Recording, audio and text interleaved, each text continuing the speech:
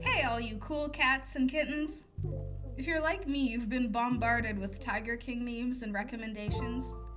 If you're also like me, it doesn't take a lot to convince you to watch a dramatic, crime-filled docu-series about big cats and the demented people who abuse them. So, today I want to talk a little bit about Carole Baskin and go into some overall Tiger King updates.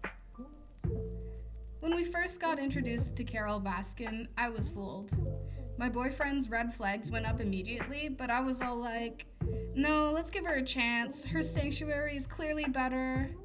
But by the time we got to episode 3 and we find out about the cold case surrounding her late husband, Don Lewis, my opinion on her had flipped.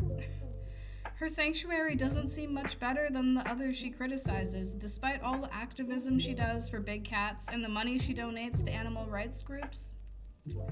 Let's not let this distract us from the elephant in the room, however. The way she speaks about her late husband's disappearance is so disingenuous and creepy. Don had told multiple people that he was afraid of Carole and wanted a divorce. Apparently, he was planning to move the big cat zoo down to Costa Rica, where he already had a new girlfriend. Right before he disappeared, he filed a restraining order against Carole saying that, and I'm paraphrasing, "This is the second time Carole has been angry enough to threaten to kill me. She has an H5 revolver and hid my .357. He vanished 2 months after this.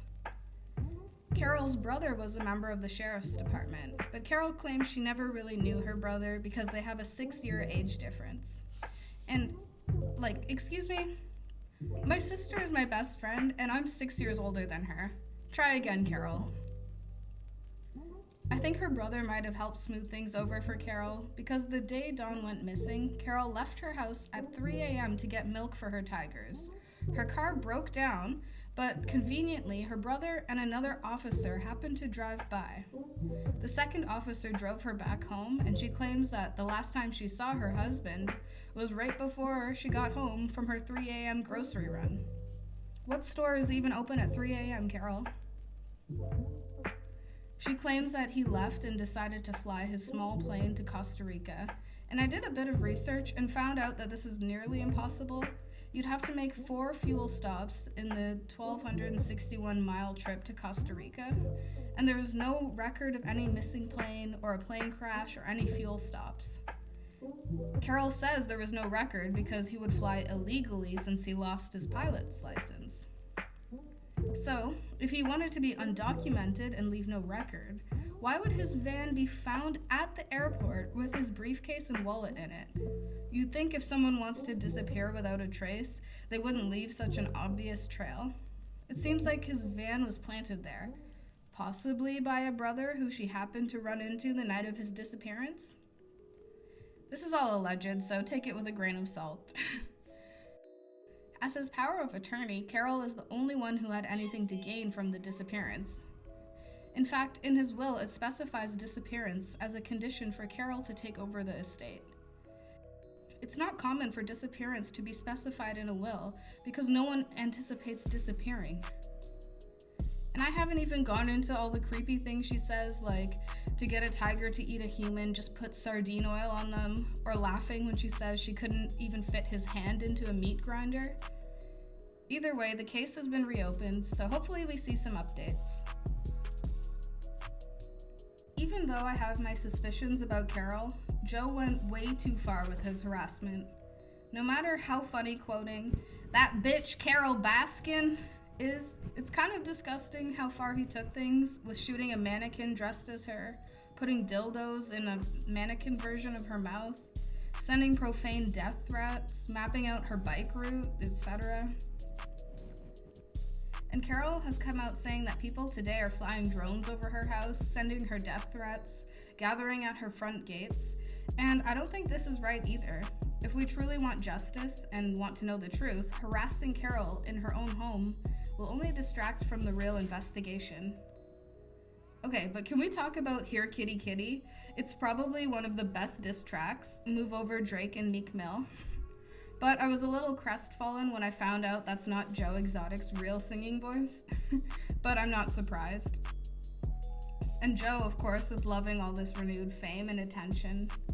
He's been having some of his fans make Facebook pages for him, apparently, so he can communicate. Joe Exotic's niece has been going to the press to share information about her uncle. She says that he's actually 100 times worse than the documentary showed, and the documentary showed him out to be pretty bad, if not a little sympathetic. She claims she worked at the zoo from 1999 to 2017. She says she saw Joe freeze tiger cubs to sell to taxidermists, spray a tiger with a fire extinguisher because it didn't cooperate, and much more cruelty. None of this surprises me at all. She even brings up that Joe has an adult son from a previous girlfriend, and that his son actually worked at the zoo along with his wife. His son appears in the documentary, but is never introduced and is just kind of in the background. Joe and his son fell out after Joe, unsurprisingly, tried to force his son's wife to falsify documents at the zoo. It seems that everyone who worked at the zoo believes that Joe deserves to be in jail and doesn't deserve any of the praise he's getting. The documentary made it look like the workers were loyal to Joe, but in reality, they wanted to be there for the animals, apparently. Saf, the man who got his arm bit off, even said that he would trust the tiger that bit his arm off 100 times over Joe Exotic. The new bonus episode catches up with some of the cast of Tiger King, but doesn't really reveal anything too juicy. Jeff Lowe's obviously not happy with being portrayed as the villain, but as ex-campaign manager Josh Dial says, the truth hurts. Cue Lizzo. There's probably much more that went on that we can't even fathom, like who started the suspicious fire that's burned all of Joe's incriminating footage and took dozens of alligator lives. Side note, some of those gators used to belong to Michael Jackson. Overall, the series was scandalous and shocking and left us all wanting more. But I think the main takeaway is that so-called sanctuaries for big cats and exotic animals need more regulation. Carole Baskin had been leading the charge against breeding and cub petting, but now that this documentary has reached viral levels, people everywhere are aware of the abuse that goes on in these roadside zoos. Animals and workers alike have barely livable quarters, garbage food, and are worked till the brink of death in a cult-like environment. Carole's Big Cat Sanctuary is no exception.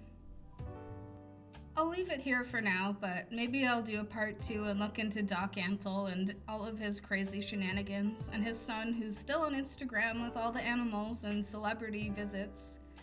But until next time, catch you later.